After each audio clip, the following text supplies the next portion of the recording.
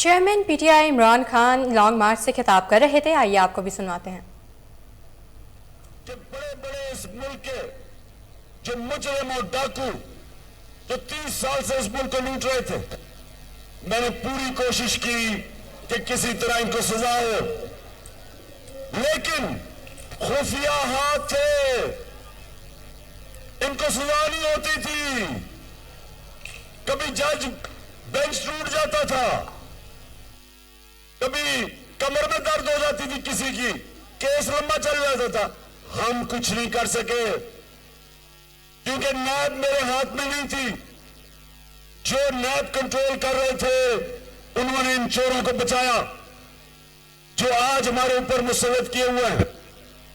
और जब से ये आए हैं,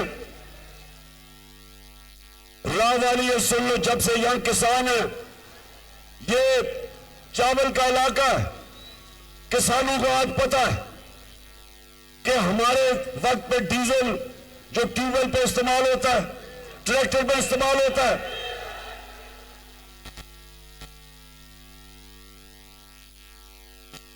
सॉरी मैं गलत से कह गया, फजल रहमान जो इस्तेमाल होता है इन सारी चीजों में,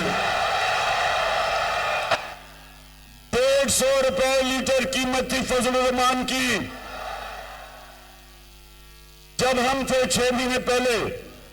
आज 236 रुपए पे फजल की कीमत ऊपर चली गई है। पेट्रोल वो भी 150 रुपए लीटर। तो ये जो सारी महंगाई हुई है, ये जब से चोर ऊपर मुसल्लत किए गए, बिजली के बिल जो लोगों के पास आ रहे हैं, सबको सवाल पूछना चाहिए कि कौन सी क़यामत आई 6 महीने में कि सारी चीजें महंगी हो गई। 50 साल में सबसे ज्यादा महंगाई हुई। तो आगे जाके मैंने ये सवाल करने हैं कि कौन है इसका जिम्मेदार, किसने ये किया कि इन चोरों को ऊपर बैठा दिया और इनके सारे केसेस खत्म होने शुरू।